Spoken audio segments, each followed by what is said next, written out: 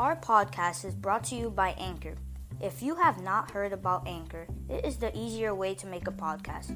It's free and they give you great tools and resources. Download the free Anchor app on your phone or go to anchor.fm to get started. ANCHOR. That's Anchor. That's Anchor.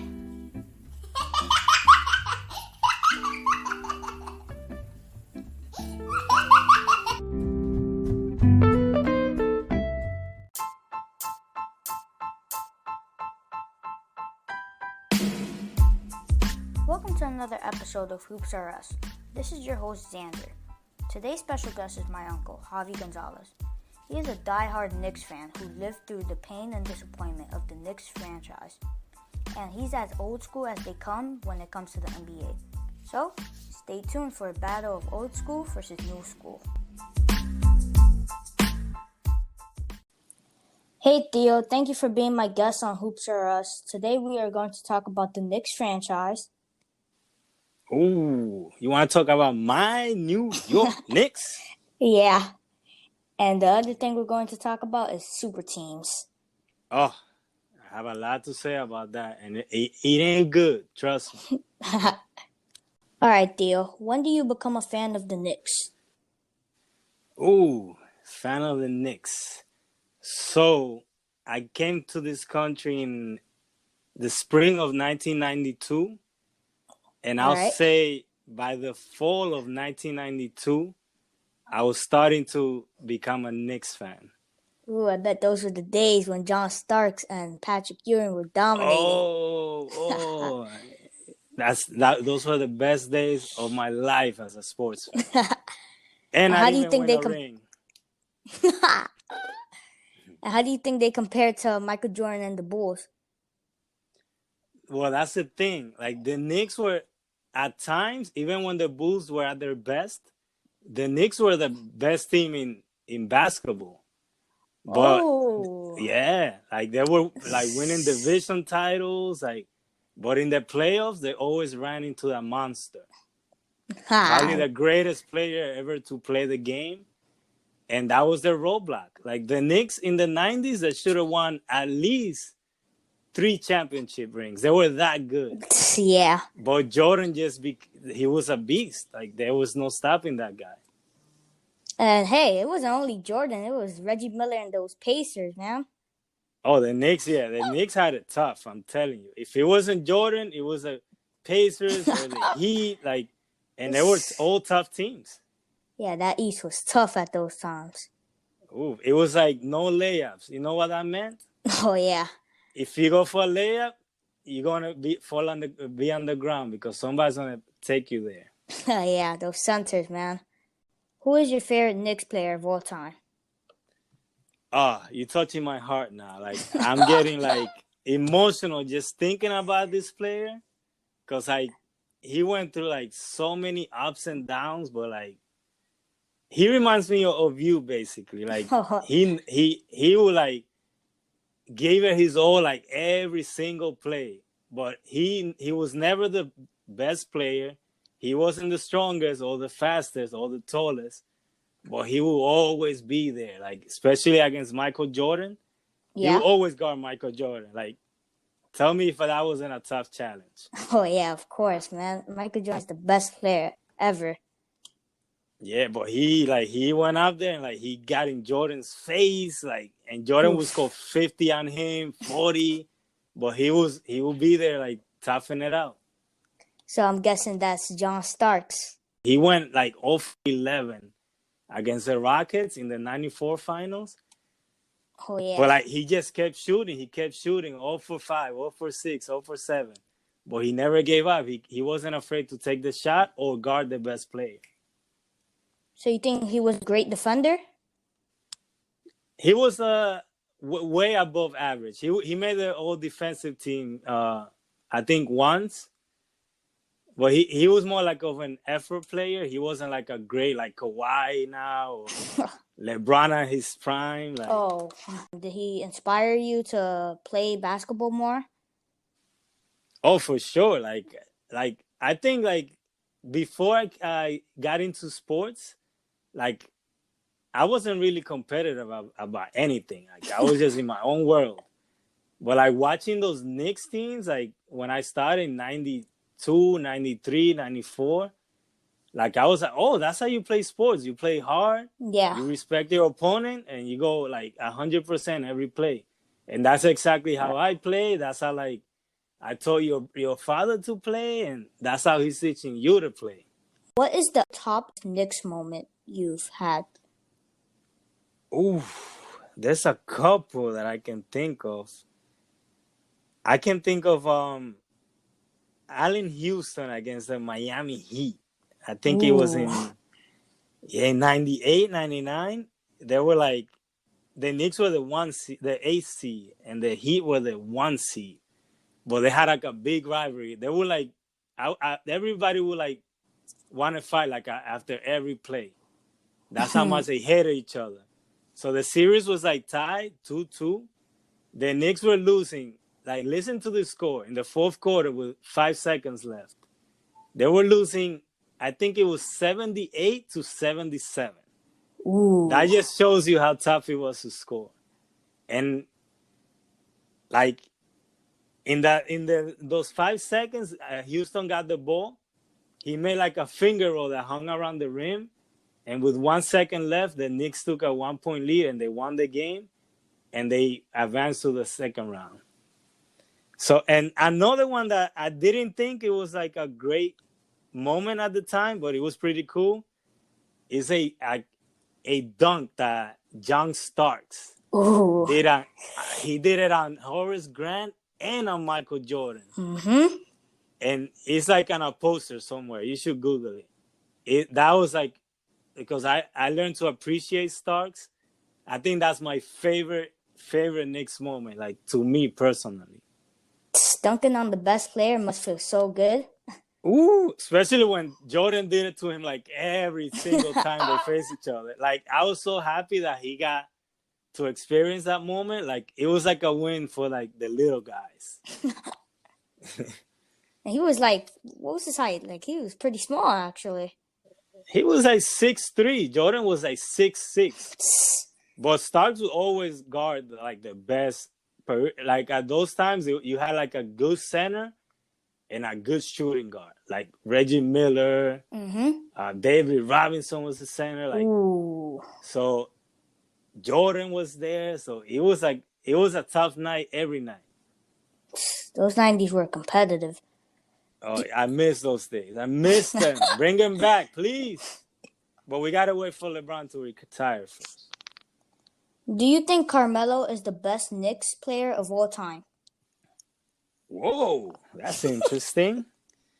I don't think so. I mean, I didn't watch all the great Knicks players, but like since I've been watching, I think Ewing like is still the best Knicks player I've seen.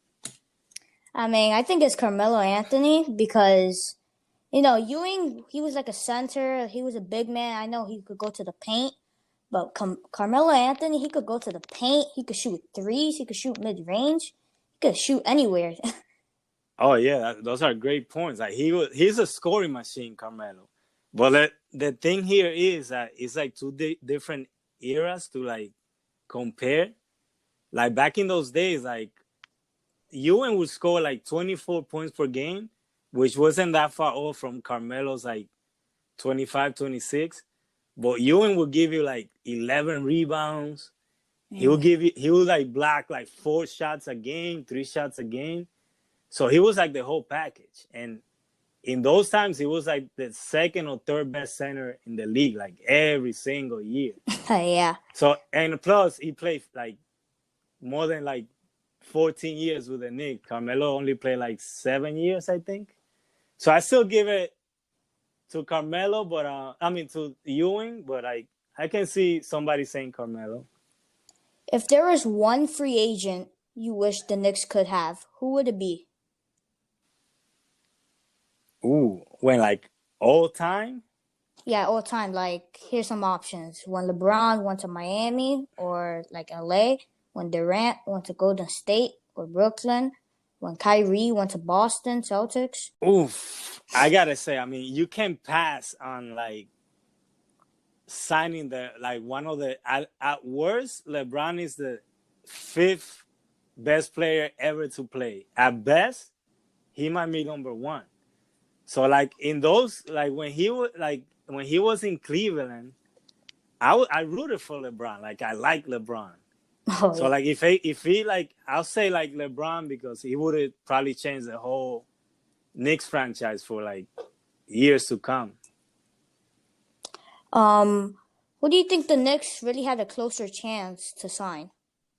I don't think they were close to signing like any of those top guys. Like not KD wouldn't even like meet with them. I mean, it looked like KD and Kyrie were gonna come like a couple of years ago, but that was a lie. So I don't know. Like, what do you think? Like, who do you think they got close to signing? I'm gonna have to say Kyrie and Durant because they were like the free agents that were still looking for offers, and it's hard to get them. And the Knicks have a lot of, they have a lot of picks, they have a lot of money, I think. And I think it was Kyrie and Durant who they really had a closer chance to signing. I don't think they ever took the Knicks that serious. I think Kyrie and KD thought about it, but then they say, there's another team in New York that has better picks, better players. They basically made the playoffs without us, so I think we can win a championship there. All right, we're gonna get into the next segment. I forgot a bunch of stuff, but it's okay. Well, in this segment, we're basically gonna talk about super teams now, so we have a lot to say about that. Ooh, this should be very interesting. All right, let's get right into it. I'm a Warriors fan. I enjoy my Durant, Curry, and Clay teams. What are your thoughts about super teams? I don't even know where to begin. Like, is there like another better word than hate super teams? Like, is there something worse than hate? It goes back to like those 90s teams and the way your father plays, the way you play. I'm all about like challenging like myself and challenging my skills. Like if I see that guy is like scoring all the points, guess what? I want to guard that guy. If I think I'm good, like I want to beat another good team. So I feel like super teams is like a shortcut to like hard work and like challenging yourself. It's like skipping steps. What do you think? I mean, wouldn't you want to play with your friends and have a choice while competing for a chip?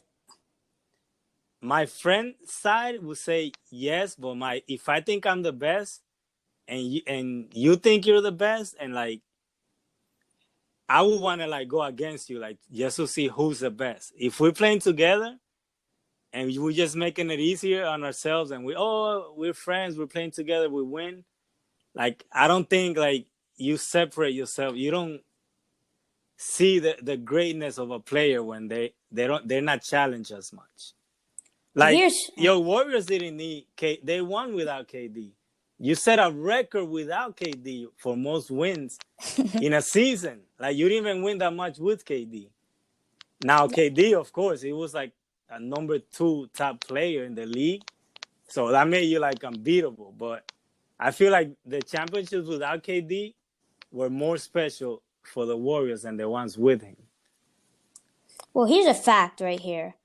According to ABC, the year before LeBron went to Miami Heat, 3.7 million people were watching. The year LeBron was playing for the Heat, the first year, 5.1 million people were watching. Oh, yeah. That's it. Like a lot of people love, like, I think I'm in the minority. I'm not going to say that a lot of people hate super teams. Like, it's just that me, the way I was brought up, the way I came up, I don't like super teams. But it sells because a lot of people watch to, like, see super teams lose. And a lot of them, like, jump on the bandwagon and say, oh, that's a great team. They have 3 great players. Like, let me root for them because they're going to win, you know? So I feel like that's, like, a cheap way of, like, being a fan. Like, I feel like the way the Warriors won with those picks, like drafting Green, drafting Clay, drafting Curry, that was like a beautiful like piece of art. They did amazing. Like that's the right way to win to me. Now, did super teams make you stop watching the NBA, or did you watch to see who would beat the super team? Ooh, that's a great question. So this is what I think. Like, I don't think I've told this to anyone. Maybe I did, but since the super team era like took off, like I tried to quit like watching like basketball for real, for real. Like, and after like a week or two, like I realized that like I love sports too much to quit watching it, and I'm just gonna have to tough it through. So now I watch to see super teams lose, basically, because I have no other choice. I mean, I love watching the NBA no matter what. Cause Yeah. I mean, watching super teams, it's so fun, so fun to watch them, play and have fun basically out there. Cause that's what it's all about when it comes to basketball. Oh, so Don't I got to. Oh, go ahead. and don't get me wrong, you got to be competitive but having a super team in the league, that's kind of challenging for all teams. Cause then it's like, hey, we got to figure out a plan to like beat the super team. They did lose to Dallas in the championship and Yeah. in the finals, and they lost to the Spurs. So that super team, to me, if you ask me, the first super team was Miami. It was a failure because LeBron was guaranteeing like 5, 6, 7 championships. They only won 2 championships. They were 2-2 with like 3, like the top player in the league, another top 5 player in the league, and like an all-star in Bosh that was averaging like 22 and 12 in Toronto with great defense. So like it was a failure, but I just hated that great players like took shortcuts. But let me ask you a question. So All right. let's say Curry says, I'm not happy here. I want to go to the Lakers. I want to play with LeBron and AD. As a Curry fan, as a Warriors fan, how will you feel about that? Well, first of all, I still like Stephen Curry. Mm-hmm. And second, I think I would still like the Warriors because I feel like now I'm a loyal Warriors fan. And I know I was watching them in 2016, but like I didn't know the NBA that much. So I didn't know they were like, if you like them right now, that means you're a bandwagon. I didn't know that at the time. So I think I'm a loyal Warriors fan. Oh yeah, like most young fans, they become fan of teams like when they're good because they see them a lot. Like when I say bandwagon, like before when I said it, it's more for like grown people like that are like in their 20s and 30s saying, "Oh, this team is winning. I'm gonna root for that team because they're winning." But like me, like the Knicks were a good team. Like I was young, I didn't know the NBA. So like I became a Knicks fan because like they were good, they were tough. So like when you're young, it's okay. Like you root for like whoever you like at the time, but like then you become a fan for years to come and generations to come. So I don't consider like kids fans like bandwagon fans at all. Any kid is like could root for whoever they want. Same, because it's like when kids are like watching like TV, you're always looking at like a great team because that's the main what the TV wants you like to see or like what the channel wants you to see, basically. So you can't really blame yourself for like liking them. Right? No, I agree. And especially I play like the Warriors are a perfect team to root for kids because Curry's like a superhero. Like player, like his style is flashy. The Warriors, like they're good. So like, I'm sure there's gonna be a lot of Warrior fans like in the next 10, 20 years that were like, oh, I became a Warrior fans like after like 2017, 18, like because they were fun to watch. So like, let's watch for those fans. Like when they grow up and then their kids might be Warrior fans. So that's how it works. Here's another question. Do you think the Celtics with Paul Pierce, Ray Allen, and Kevin Garnett were a super team, and Rajon Rondo? No, they were like a super team, a baby super team, like I want to say.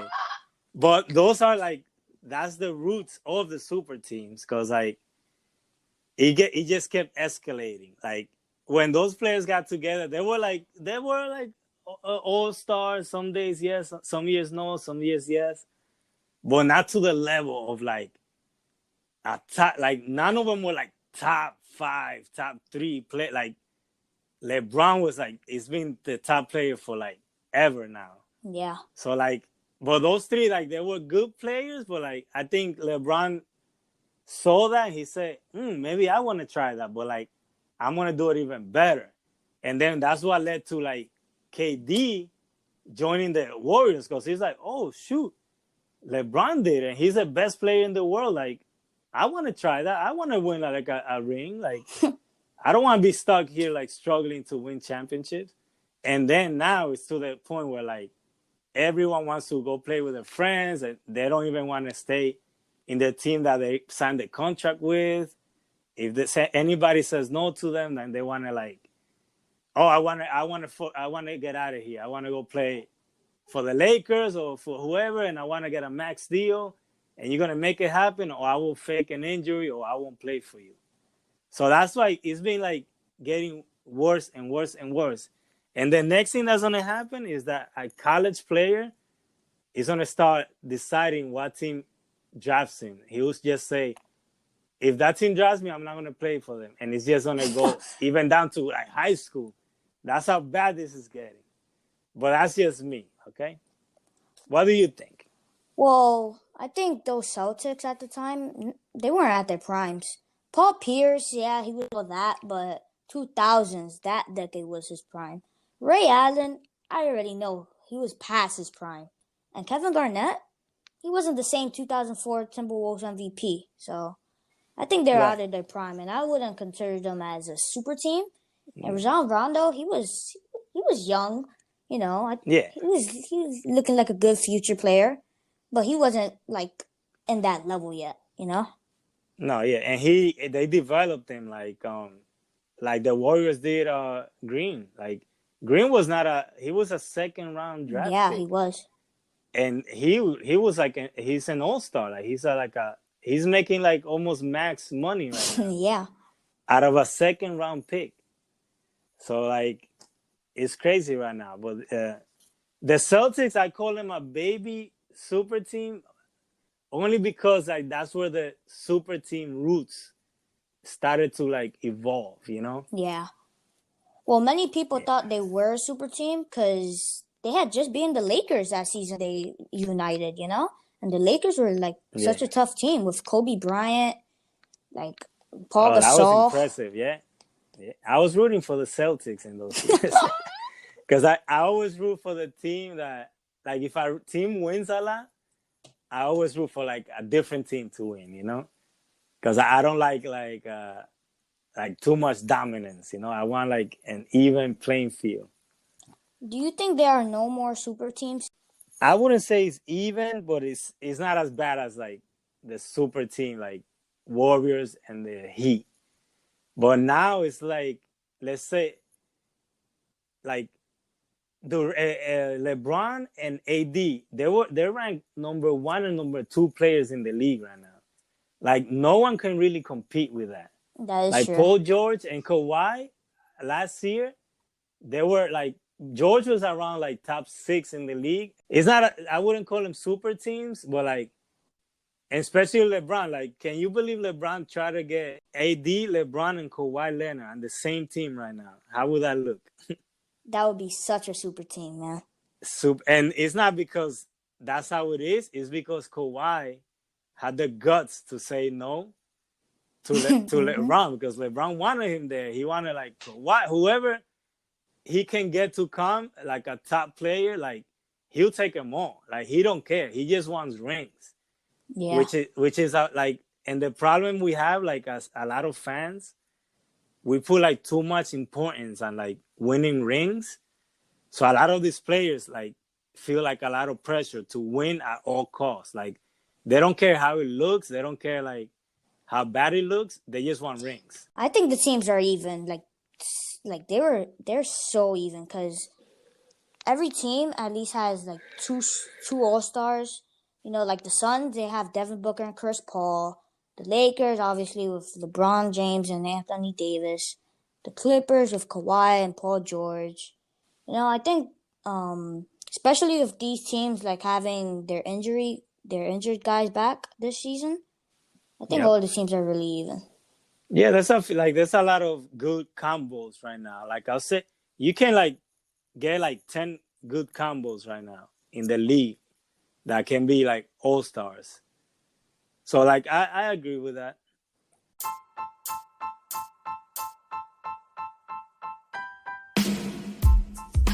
Thank you, Theo, for being here at an episode of Hoops R Us. It was great talking to you about the good old days and super teams. And hey, maybe the Knicks will make you proud someday. You never know. Thank you for having me. I look forward to being on your show again, X-Man. All right. Peace.